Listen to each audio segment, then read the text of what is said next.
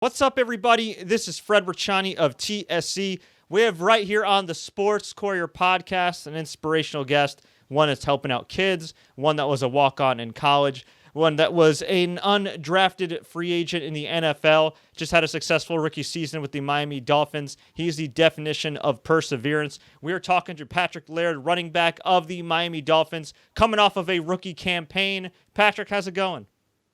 Going well. Thank you guys for having me on. Yeah, thanks for hopping on. Now, you've had one hell of a journey, which we will certainly talk about, but you just survived your rookie season, the 2019 season.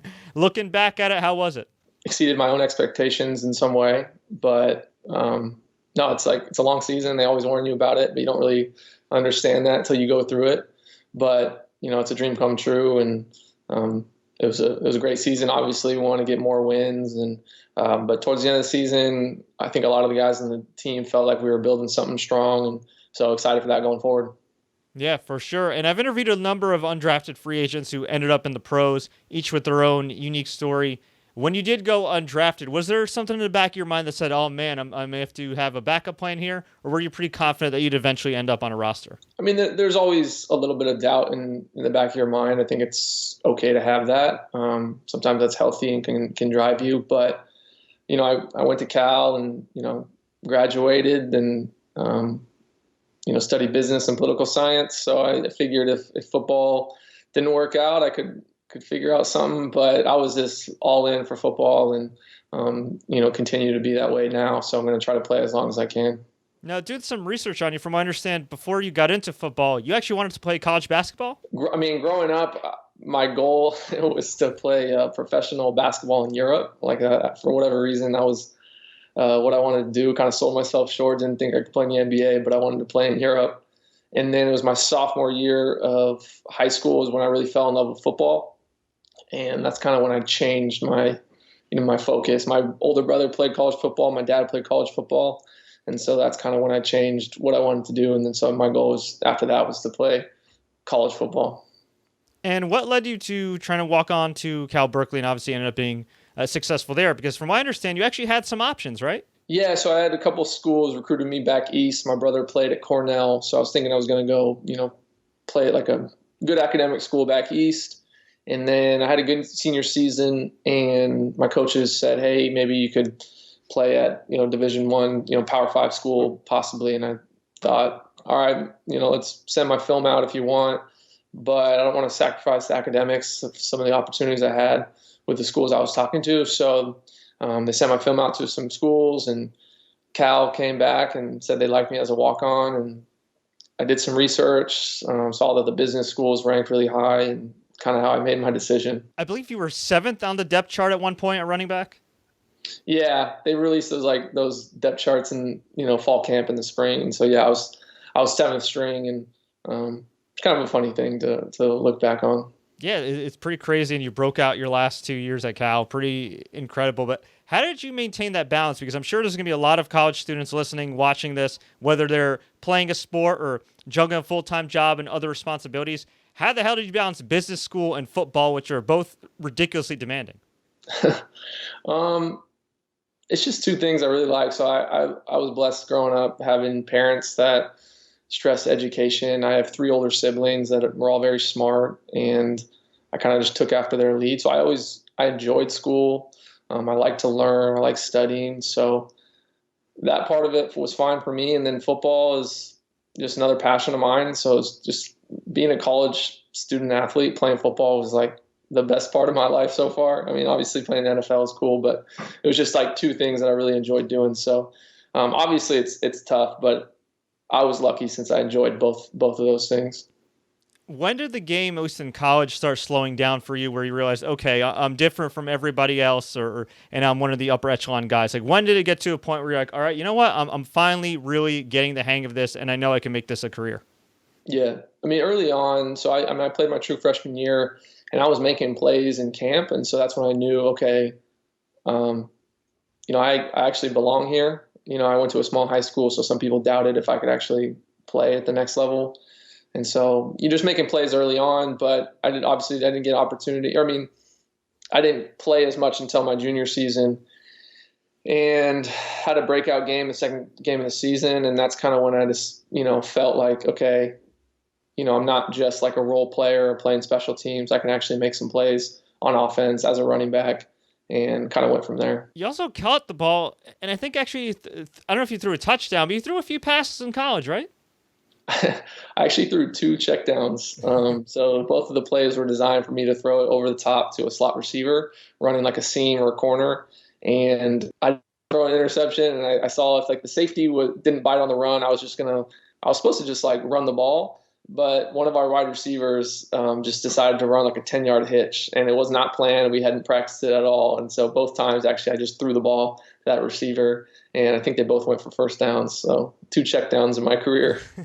Hey, it worked out, right? And yeah, you had a stellar college career, averaged 5 yards per carry, which is a hell of a carry. And then you go on to the NFL. You went undrafted, ended up signing with the Miami Dolphins, a team that we've covered extensively here at TSC. And there were not many expectations for this team. There were a lot of trades made, a lot of various offseason, midseason moves. Everybody said, they're going to win maybe one game if they're lucky. You guys ended up finishing 5-11 and ending on a high note. You upset the Philadelphia Eagles, which was a huge win. And then, of course, in the final week, which you were mic'd up for, you guys beat the New England Patriots, which more or less kind of sent them into a tailspin before losing to the Tennessee Titans. Can you talk about that whole journey of the 2019 season, not having any real expectations put forth on yourself and the team, and being able to kind of finish things strong? Yeah, I mean, I think all the guys in the organization are, they're competitive, and, we love playing football. We don't go out there to lose. And so you hear the noise on the outside, but it's just not something you focus on. And yeah, we just kind of put our head down and worked, stuck to the process, and ended up getting some good wins towards the end of the season. And so those are always fun. They're rewarding. And that's something that we want to build on going forward. But yeah, it is one of those things where, when you stick to something and it's really tough and it doesn't give you the results that you want early on, but you're doing the right thing, and then eventually the results come, it's a very gratifying feeling. So I think a lot of guys were stoked about that, but obviously a couple games that we left on the field that we really want to get, this upcoming season. So that's just something we're going to be focusing on going forward. Did it help being able to play with guys that were kind of in a similar position to you? Some guys were undrafted, some guys were unheralded and overlooked, and all with the chip on their shoulder? I think there's an aspect to that. Yeah. I mean, I don't know the exact numbers, but I know there's a lot of undrafted guys that were playing. So, but obviously you need talent to win NFL football games, but talent isn't everything. A lot of it's culture, how disciplined you are as a team, how tough you are, how smart you are as a team. And so, we had a lot of guys come in and out this season. And so I think we're just, looking for guys that fit that mentality. And I'm hoping to be one of those guys over the next few years and play as long as I can and kind of just fill whatever role that the coaches ask of me. There's an infamous story at the beginning of the season, or actually prior to the season, where you were mistaken as the intern of the Miami Dolphins, and that's led to you having the nickname as the intern. Can you tell us a little bit about that story? Yeah, so I wasn't necessarily mistaken as an intern.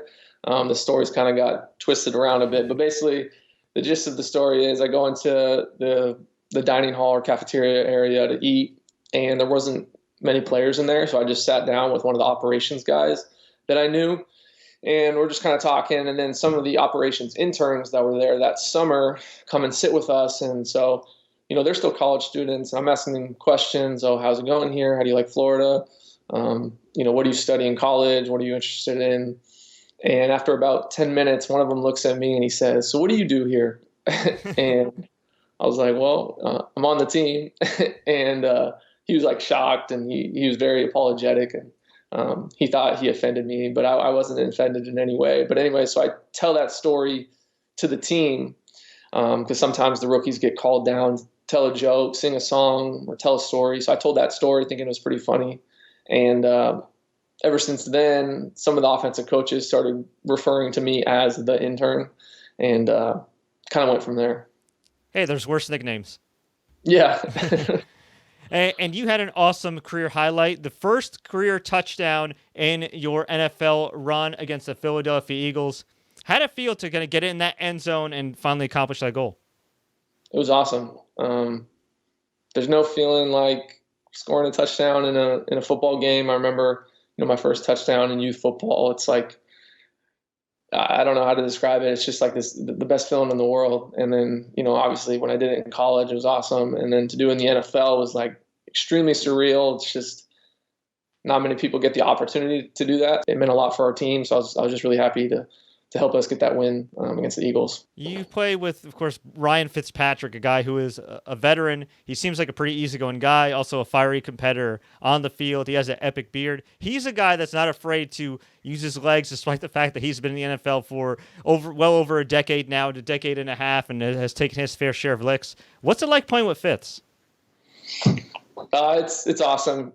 Everyone sees on TV how competitive he is. It's one of the first things people always say is, he just looks fun to play with, and that's the closest thing to the truth. He's a super fun guy to play with, and he's just a good dude in general, family man, good leader, and always willing to help the young guys. But yeah, when he's out in the field, he's just making plays and just running the ball, throwing the ball. It's super fun to play with, and he's also of course very smart, and he uses his smarts to game plan against the opponent even during the game.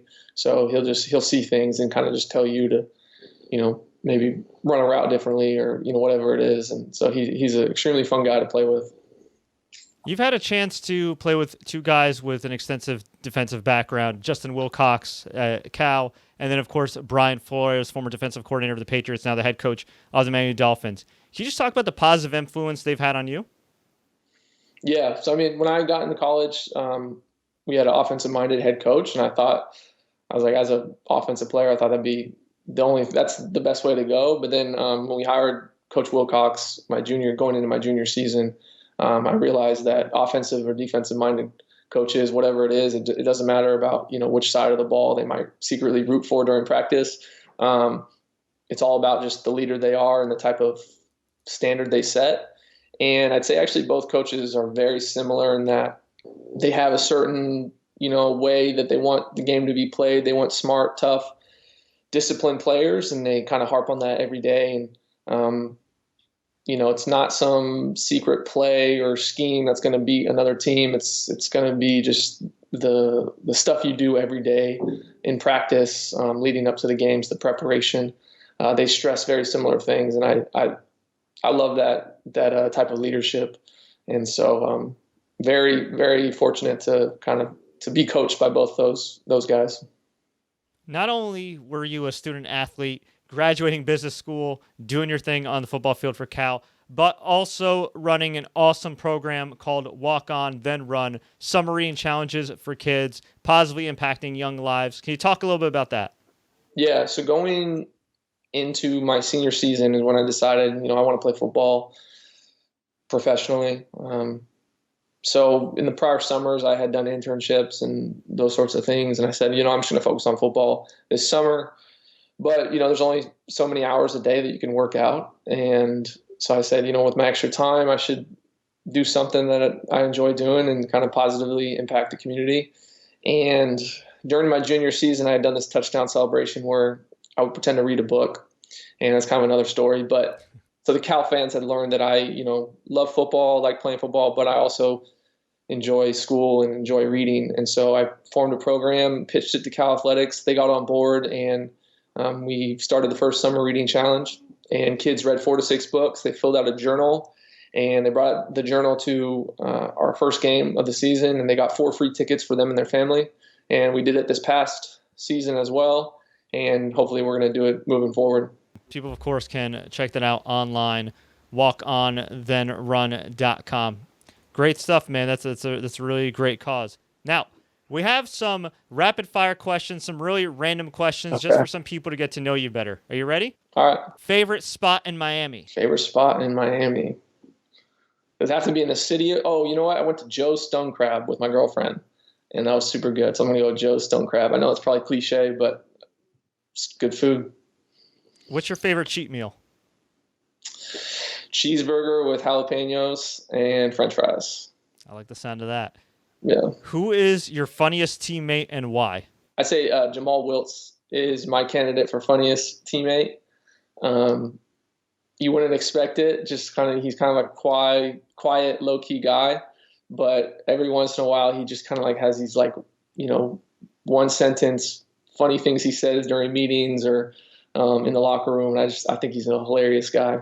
There's a number of players on your team that have facial hair. You, of course, stand out for being perfectly clean-shaven. Have you thought about growing a Fitz-like beard at one point? I can't grow facial hair enough to pull off a beard. And every once in a while when I haven't shaven for a few days, people see my hair start to come through. And I actually have a very red beard, and it kind of throws people off.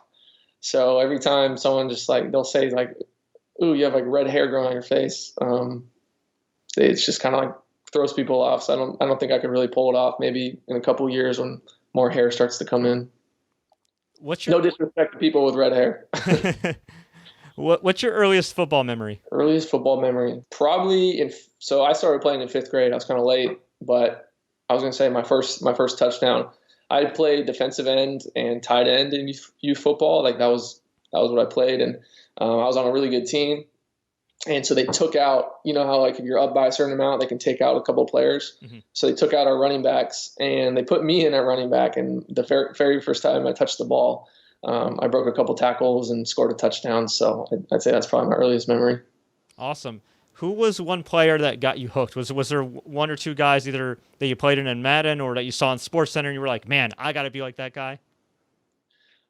I was a big Niners fan growing up, and my favorite running back was Frank Gore. So playing against him this year was crazy. And but yeah, I don't run like him necessarily. He's a lot, he's bigger and stronger than me. But I always just growing up, I just thought he was the man. He still is the man. I mean, at the time, he still is the man. At the time we're recording this, it seems like he still is going to play, and this guy has been just going strong with the Niners, with the Colts, with the Bills. This dude is just ageless. As somebody that's actually played against him, maybe even gotten to know him a little bit, could you just describe the greatness of Frank Gore that maybe fans don't see on TV? So I met him briefly just after the two times we played him this season. And but he was on the Dolphins last year, and so I got to talk to some of the guys that played with him, and they just said he has this crazy work ethic where he's out there all the time doing extra agility drills, and he has these core workouts that people try to do with him, but they can't hang. So I would love to work out with him one day. We'll see. I know he trains in Miami in the off season, so you hear stories like that, and I don't know what year this is for him, but a lot of the older guys try to just take care of their body. I mean, he does a good job of taking care of his body, but it doesn't seem like he's let any, he hasn't taken his foot off the pedal. He just keeps grinding and doing all those, crazy footwork drills and all that sort of thing. So it's just cool to hear that. Yeah, for sure. And I'll correct myself. He also did play for the Dolphins. And if I do recall correctly, he was splitting a lot of carries with Kenyon Drake, who's also a stud. And a lot of people did not expect that. So he's definitely an ageless wonder. Do you think with his success going into his mid and it's going to be late 30s that he's actually helping make the case for running backs to hang on longer in the NFL, maybe give him more of a chance? Because a lot of times teams won't look at necessarily the remaining skills a player has, but look at the age and say, okay, you know what, let's move on. I mean, I think it's a case-by-case basis. Depends on the guy and, how their body is held up. Obviously, his body is held up well. And, he's a Hall of Famer, incredible running back. So I think he just proves every year that he should keep playing. And so I think teams see that. And, I think it just depends on the guy. And we'll get you out of here on a high note. What's the best piece of advice you could give anybody for success? The best piece of advice... Angela Duckworth is the one. She's a sociologist that studied grit, or she kind of coined the term grit. And I think it was purposeful practice over a long period of time is what, leads successful people to their success. And so I'm still working on, developing my own grit, but I think be purposeful and continue to practice at whatever you like. Don't do it for a month. Don't do it for a year. Keep pushing for years on years. And, hopefully eventually that leads to success. Awesome. Well, Patrick, I sincerely appreciate the time. You're doing some great work, not just in football, but outside the field. You can check out walkonthenrun.com. Anywhere else we can find you, Patrick? I'm on Instagram and Twitter. My Instagram is Patrick Laird. My Twitter is not that interesting. None of my social media are that interesting. I should definitely get on top of that. But yeah, you can follow me online. And then on walkonthenrun.com, I have a contact page. So people like to reach out through email.